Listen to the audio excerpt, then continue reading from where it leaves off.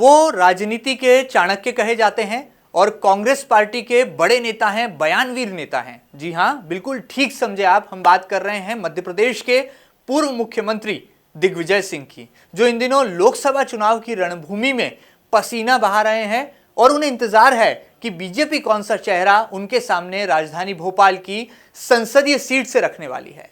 इस खास पेशकश में आप सभी दर्शकों का स्वागत करता हूं। मैं हूं महेंद्र सिंह और बताने की कोशिश करूंगा कि कौन से सियासी समीकरण हैं जो ये इशारा कर रहे हैं कि दिग्विजय सिंह को चुनौती देने के लिए अब हिंदूवादी चेहरा बीजेपी ने तलाश लिया है और संघ की पसंद कहे जाने वाली प्रज्ञा ठाकुर को मैदान में उतारने की तैयारी भी अंदरूनी तौर पर शुरू हो गई है। किस तरह से दिग्गी राजा बनाम प्रज्ञा ठाकुर का यह लोकसभा चुनाव होगा और मध्य प्रदेश की इस हॉट सीट में वो कौन से सियासी समीकरण हैं जो कि अंदर की तरफ से ये कह रहे हैं कि ये चुनाव बहुत दिलचस्प होने वाला है, ये मुकाबला बहुत बड़ा होने वाला है। हालांकि काफी देर हो गई बीजेपी को यहां पर चेहरा तय करते करते, लेकिन सबसे पहले आप ये देखिए कि यदि दिग्विजय सिंह के सामने हिंदूवादी प्रज्ञा ठाकुर चुनाव लड़ती हैं तो क्या समीकरण बनेंगे और खुद प्रज्ञा ठाकुर किससे कैसे जो है कहती हैं कि वो पूरी तरह से तैयार हैं। यदि भारतीय जनता पार्टी उन्हें दिग्विजय सिंह के सामने चुनाव लड़ने का आदेश करेगी तो वो इनकार जरा भी नहीं करेंगी और चुनाव जीत कर दिखाएंगी। तो सबसे पहले देखिए एमपी न्यूज की ये खास रिपोर्ट।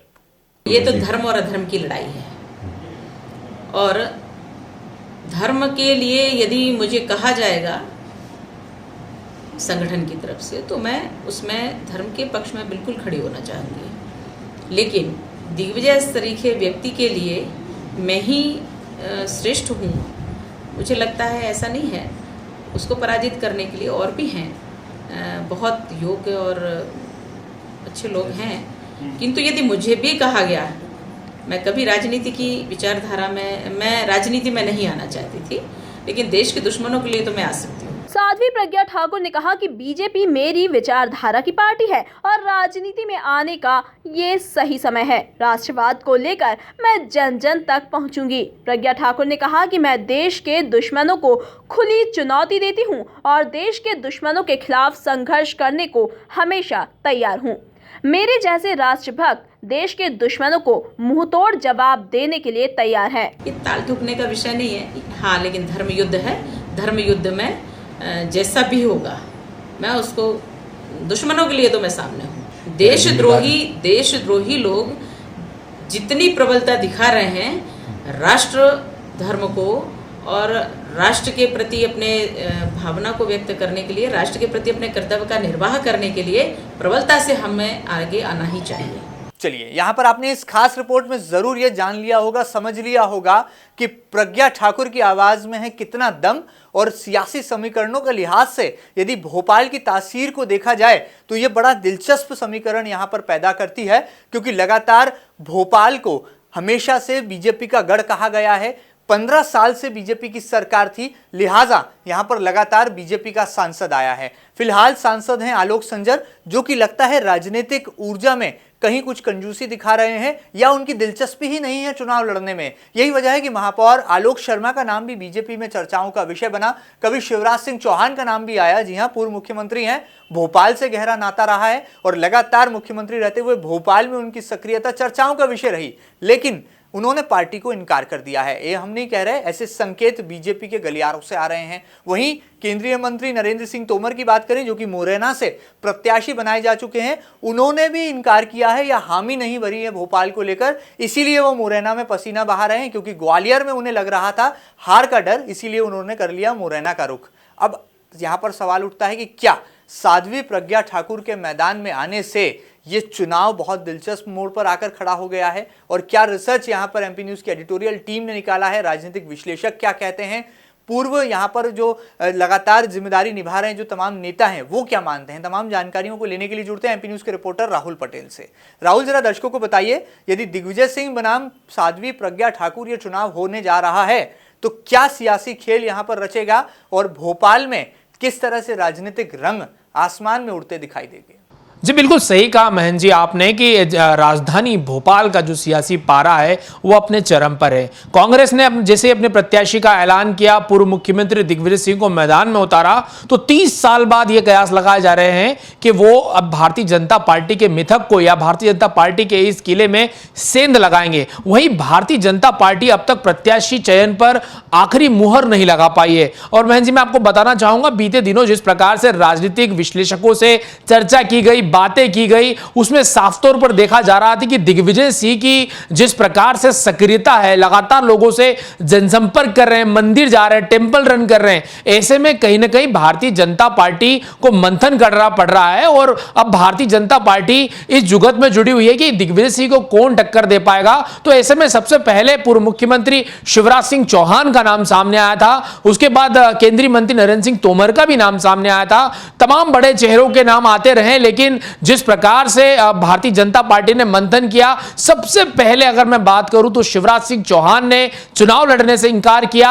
वहीं बीते दिनों हम बात करें, एमपी न्यूज ने न्यूज को प्रमुखता से चलाया था कि नरेंद्र सिंह तोमर ने, केंद्रीय मंत्री नरेंद्र सिंह तोमर की अटकलें चल रही थी कि भोपाल से वो चुनाव लड़ेंगे, लेकिन कहीं ना कहीं उन्होंने बयानों में ही वॉकआउट कर दिया, या यूं कहें कि उन्होंने इंकार कर दिया। उन्होंने कहा कि मुझे नहीं पता कि मैं कहां से चुनाव लड़ूंगा, अभी मैं यहां मुरैना से अपनी जो है जनसंपर्क में जुट गया हूं। यानी साफ तौर पर बातों ही बातों में, दबी जुबान ही सही, लेकिन उन्होंने इंकार कर दिया।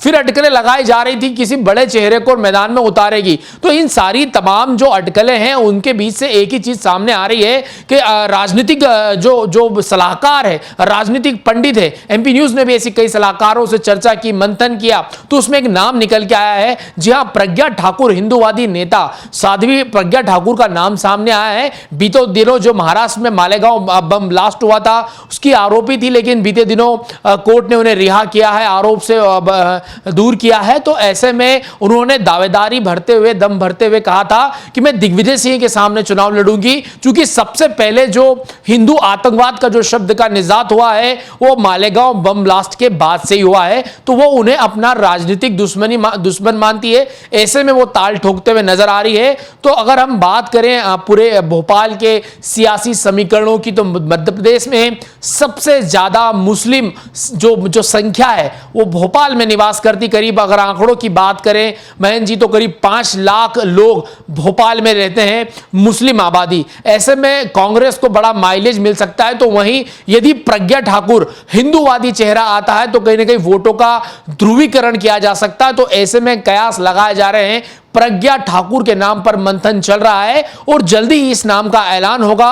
अभी कुछ सूत्रों से चर्चा हुई थी महन जी, जब पूरा एनालिटिकल स्किल्स के दौरान एक रिपोर्ट निकाली गई थी एमपी न्यूज की टीम ने, तो यह रिसर्च में पाया गया था कि यदि भारतीय जनता पार्टी वहां से किसी हिंदूवादी चेहरे को मैदान में उतारती है तो निश्चित तौर पर एक बड़ा बैटल होने की संभावना है। यानी साफ तौर पर भारतीय जनता पार्टी को उसमें कहीं ना कहीं सफलता मिल सकती है। बीते चुनाव की बात करें तो आलोक संजोर ने भी 3.5 लाख से अधिक वोटों से चुनाव जीता था, लेकिन इस बार उन्होंने भी कहा कि अगर कोई बाहरी कैंडिडेट चुनाव लड़ेगा, आलोक संजर की बात कर रहा हूं, बीते दिनों उनका भी एक बयान आया था कि अगर बाहरी उम्मीदवार लड़ेगा तो मैं उसका विरोध करूंगा, लेकिन बाद में उनके स्वर बदल गए। उन्होंने साफ तौर पर कहा कि अगर भारतीय जनता पार्टी जिस भी नेता को मैदान में उतारेगी मैं उसका समर्थन करूंगा। यानी साफ तौर पर उन्हें यह इशारा आलाकमान से हो गया था कि उनको इस बार टिकट नहीं मिलने वाली। तो मैं आपको बताना चाहूंगा महन जी कि जिस प्रकार की ये पूरी बातें सामने आ रही है, भारतीय जनता पार्टी अभी भी मशक्कत में लगी हुई है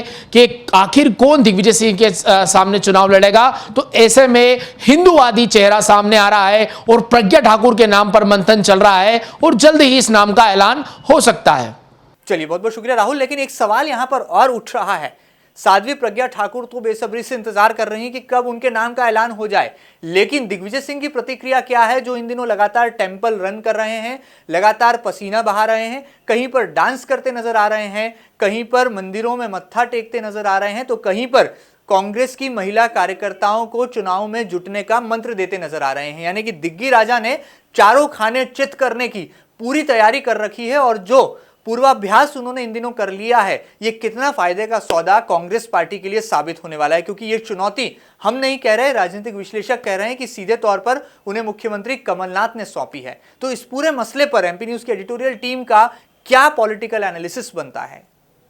जी बिल्कुल, जिस प्रकार से दिग्विजय सिंह को राजनीति का चाणक्य कहा जाता है महन जी, और लगातार वो जनसंपर्क में जुट गए हैं। बीते दिनों जिस प्रकार से उन्होंने अपनी छवि को रिबिल्ड करने का एक पूरा का पूरा एक तरीका निकाला है। सबसे पहले उन्हें हिंदूवादी तरीके से लगातार टेम्पल रन कर रहे हैं, नर्मदा पूजा कर रहे हैं, नर्मदा अर्चना कर रहे हैं, साधु संतों के बीच जा रहे हैं। चाहे बात करें कंप्यूटर बाबा की, तो कंप्यूटर बाबा लगातार उनके साथ में राजधानी भोपाल की गलियों में घूमते हुए नजर आ रहे हैं। वहीं जनसंपर्क मंत्री पीसी शर्मा भी, क्योंकि वो पिछला चुनाव लड़े थे, राजनीतिक अनुभव है और भोपाल की गलियों से वाकिफ है। ऐसे में एक राजनीतिक सूझबूझ वाले व्यक्ति के साथ में एक धार्मिक व्यक्ति को भी हमेशा साथ में लेके चल रहे हैं। यानी साफ तौर पर जो उनकी हिंदू विरोधी एक छवि है उसको कहीं ना कहीं नीट एंड क्लीन करने की कोशिश की जा रही है चुनाव के दौरान। तो लगातार मंदिर मंदिर जा रहे हैं, लगातार अपनी हिंदूवादी चेहरे को लेकर ब्रांडिंग की जा रही है। लगातार वो ये कहने की कोशिश कर रहे हैं कि सबसे बड़ा हिंदूवादी नेता मैं हूं। बीते दिनों बात करें तो मंत्री आरिफ अकील ने भी कहा था कि सबसे बड़े जो हिंदूवादी नेता है दिग्विजय सिंह हैं। तो लगातार अगर हम बात करें तो कांग्रेस को भी इस बात का इल्म है कि यदि कहीं दिग्विजय सिंह की हिंदू विरोधी छवि कहीं ना कहीं सामने आई तो इसका निश्चित तौर पर कांग्रेस को इसको नुकसान उठाना पड़ सकता है। और लेकिन मैं आपको एक बात बिल्कुल स्पष्ट करना चाहूंगा महन जी, हम भी लगातार एमपी न्यूज पर खबरों को देखते आ रहे हैं, सुनते आ रहे हैं, समझते आ रहे हैं और एनालिसिस करते आ रहे हैं कि एक बात तो साफ है, जिस प्रकार से दिग्विजय सिंह लगातार जनसंपर्क कर रहे हैं, चाहे वो वहां के लोकल नेताओं की बात करें, हम महिलाओं की बात करें। आज ही उन्होंने भोपाल में महिला कार्यकर्ताओं को संबोधित किया, जीत का मंत्र दिया। यानी साफ तौर पर मैं अगर बात करूं तो दिग्विजय सिंह राजनीति के चाणक्य कहे जाते हैं, माहिर खिलाड़ी कहे जाते हैं। उन्होंने हर जगह घुसपैठ शुरू कर दी है। एक और भारतीय जनता पार्टी की जहां पूरी लेट लतीफी हो रही है, ऐसे में कहीं ना कहीं इसका पूरा माइलेज दिग्विजय सिंह को मिलता हुआ नजर आ रहा है। क्योंकि दिग्विजय सिंह को नेट प्रैक्टिस के लिए बहुत ही समय मिला है। वो लगातार जिस प्रकार से उनके नाम का ऐलान हुआ, लगातार जनसंपर्क कर रहे हैं। तो ऐसे में यदि भारतीय जनता पार्टी यहां से किसी प्रत्याशी का चयन करके उसको मैदान में उतारती है तो निश्चित तौर पर उनके पास समय कम रहेगा। वो दिग्विजय सिंह की जो लगातार जनसंपर्क इतने उन्होंने कर लिए, इसकी भरपाई कैसे करेगा ये सोचने वाली बात होगी। लेकिन मैं आपको फिर भी बताना चाहूंगा, 30 साल से भारतीय जनता पार्टी का अभेद किला रही है भोपाल सीट। 30 सालों से लगातार वहां पर भगवा या यूं कहूं कि भारतीय जनता पार्टी का जो चिन्ह है वो लहराता हुआ नजर आ रहा है, वो झंडा लहराता हुआ नजर आ रहा है। तो ऐसे में क्या दिग्विजय सिंह इन सारे समीकरणों से पार पा पाएंगे, ये तो देखने वाली बात होगी। लेकिन दिग्विजय सिंह की सियासी जो सक्रियता है उसने भारतीय जनता पार्टी की मुश्किलें बढ़ा दी है। अब भारतीय जनता पार्टी के पास में हिंदू कार्ड बचा हुआ है। तो ऐसे में बड़ा ही देखना दिलचस्प होगा कांग्रेस का जो तिरंगा है, तिरंगा बनाम भगवा की लड़ाई आखिर क्या परिणाम लाएगी और क्या दिग्विजय सेंध लगा पाएंगे या फिर प्रज्ञा ठाकुर भारतीय जनता पार्टी को मजबूत करते हुए नजर आएगी। और इन वर्षों में जो किले की जो 30 साल से किला बना हुआ है, अभेद किला, इसको 30 से 35 साल में कन्वर्ट कर पाएगी, यह देखने वाली बात होगी। चलिए, ये चुनाव है साहब, जो कराए वो कम है। नेताजी को भूख ना लगे तो खाना खाना पड़ता है, नेताजी को प्यास ना लगे तो भी पानी पीना पड़ता है, नेताजी मंदिर जाना ना चाहे तो भी जाना पड़ता है, और जीत की खातिर उन्हें नृत्य ना आए तो नाचना भी पड़ता है। और दिग्विजय सिंह ये तमाम रंग इन दिनों राजधानी भोपाल में दिखा रहे हैं। सिंधी समाज के मंच पर डांस करते नजर आ रहे हैं, मंदिर मंदिर जा रहे हैं, मत्था टेक रहे हैं, क्योंकि जीत चाहिए और ये जीत वो किसी भी कीमत पर हासिल करना चाहते हैं। क्योंकि उनके पॉलिटिकल करियर पर उड़ान भरने के लिए भोपाल की सीट बहुत महत्वपूर्ण भूमिका अदा करने वाली है। लेकिन अब प्रज्ञा ठाकुर के सामने आने के संकेत के बाद किस तरह से ये चुनाव पूरे देश में चर्चाओं का विषय बनेगा, ये हम आने वाले कल में आपको लगातार बताते रहेंगे। एमपी न्यूज की इस खास पेशकश में फिलहाल इतना ही। ये खास पेशकश आपको कैसी लगी हमें जरूर बताइएगा और ताज़ातरीन खबरों के लिए लगातार देखते रहिएगा आपका अपना न्यूज चैनल एमपी न्यूज। यदि आप ये प्रोग्राम फेसबुक पर देख रहे हैं तो लाइक और कमेंट करना ना भूलें। यदि आप ये प्रोग्राम यूट्यूब पर देख रहे हैं तो आप हमारे YouTube channel MP news TV को सब्सक्राइब करना ना भूलें और हाँ, बेल आइकॉन भी जरूर यहां पर दबाएं। और यदि आप ये प्रोग्राम टेलीविजन पर देख रहे हैं तो नीचे स्क्रीन पर फ्लैश हो रहे नंबर पर अपनी प्रतिक्रिया देने से हमें बिल्कुल भी ना चूकें। लगातार खबरों के लिए आप बने रहिए एमपी न्यूज़ के साथ। नमस्कार।